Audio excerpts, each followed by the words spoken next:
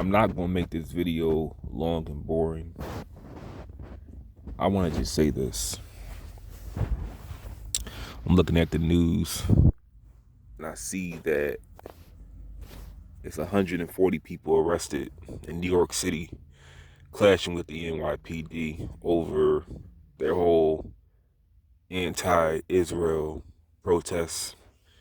Now, I want to first and foremost say that I don't have a stance because I don't know very much about the issue.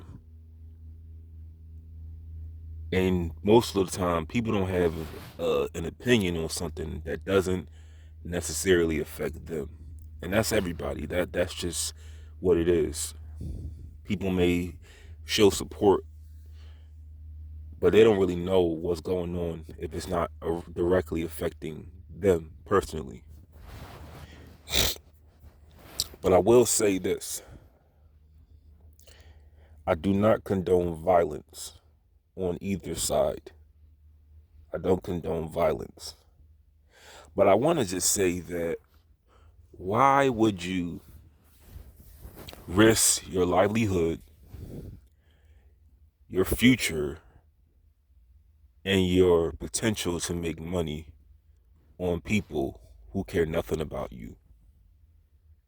These countries that are mostly Muslim, they don't respect women.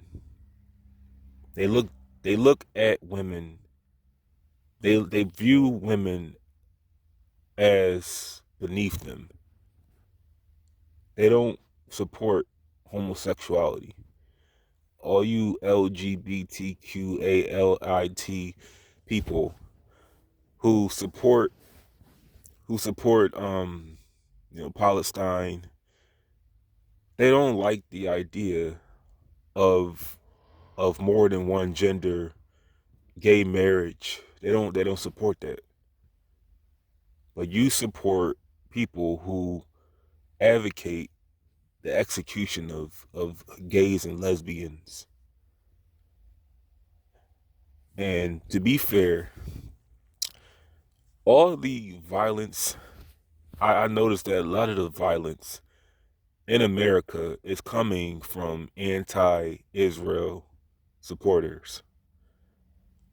It's not really the people, but it's more of these college students and these sympathizers. And I want to remind you, if you were in their country and you don't conform to their ways and their beliefs, you would not last long there. I used to have a yearn to learn about different cultures and travel around the world. I have a passport I never used before. And I'm just telling myself, it's certain parts of the world I just don't need to see.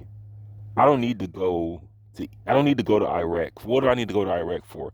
I don't need to go to India. I don't need to go to any of these countries. I have evidence of this on my channel.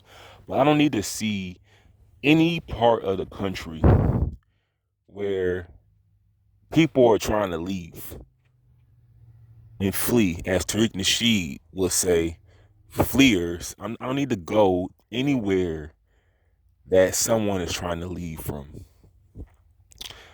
Because I will admit, I do have it good over here. I have it pretty good. I have a privilege. I have American privilege. But I'm not going to support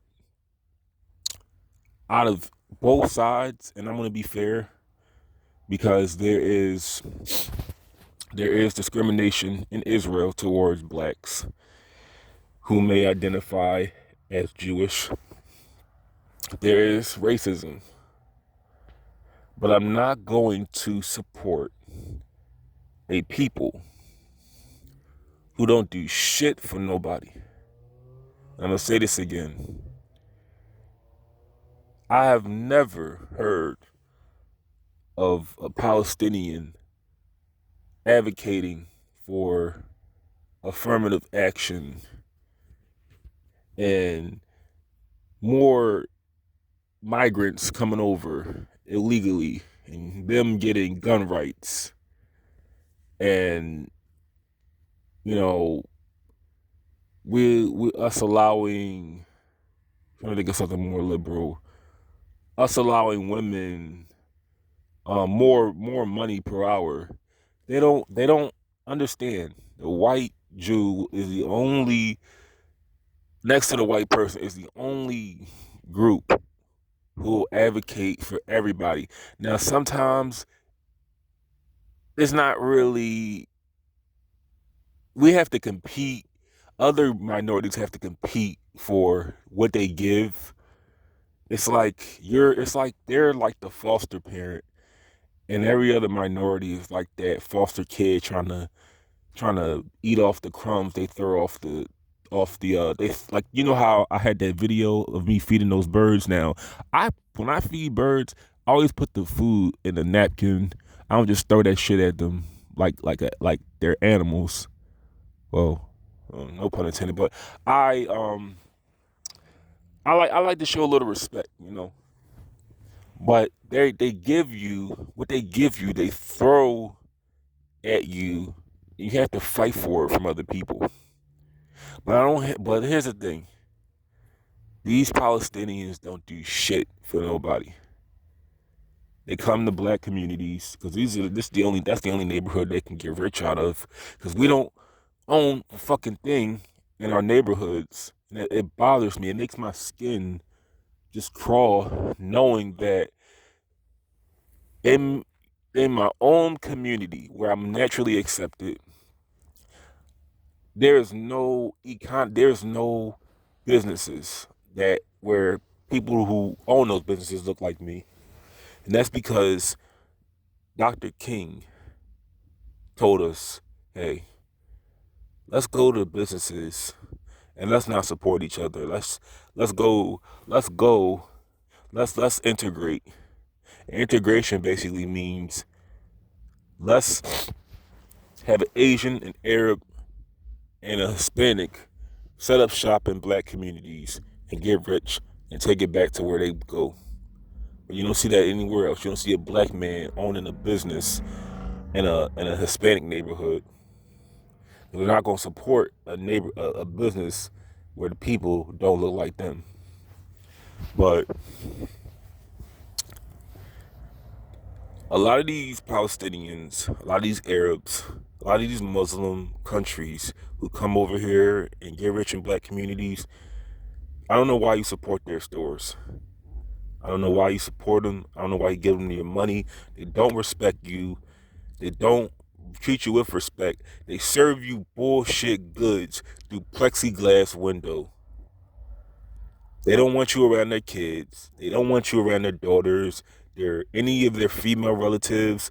They'll fuck your women. They'll sleep with your women, but they don't want you around their children, and that's fine. I understand. The point I'm making is, if you live in America and you have it good, let them fight their own fight. Stop trying to fight everybody's battle. That's the thing I'm talking about. When people advocate for others, if you get nothing out of helping other people, if you get nothing out of putting your neck on the line for other people, and it comes with you getting a record, you losing your job, you losing potential money, what do you get out of that? If you don't have any other motive of doing it, what do you really accomplish in doing that? Let them fight their own battle. Let them deal with that problem. Don't put your neck on the line for people who won't put their neck on the line for you. Because I'm pretty sure if it's an issue going on in this in with you, whatever comes up, I don't think they're going to be standing behind you, you know, ready to put their neck on the line. Don't put your neck on the line for people who don't put their neck on the line for you. And I'll say the same for black people. If it's an issue that's going on with us, let us fight that. Because the whole thing with allies, most of the time, they have motives of why they do what they do. Look at George Soros. All that money he put in Black Lives Matter, he hijacked the movement with his donations. And that's why anytime a black man was killed and they highlighted that case, they showed the worst person, the worst people possibly to march for. Because that's how they view black men, as bums and unemployed, drug dealers and drug addicts. But let us fight our own battles. Let them fight their own battles. I'm gonna just stay out of this whole conflict because it doesn't really apply to me, and I don't have much of a stance on it. But I'm not supporting. I'm not supporting people who won't support me, given the chance. Just think about that.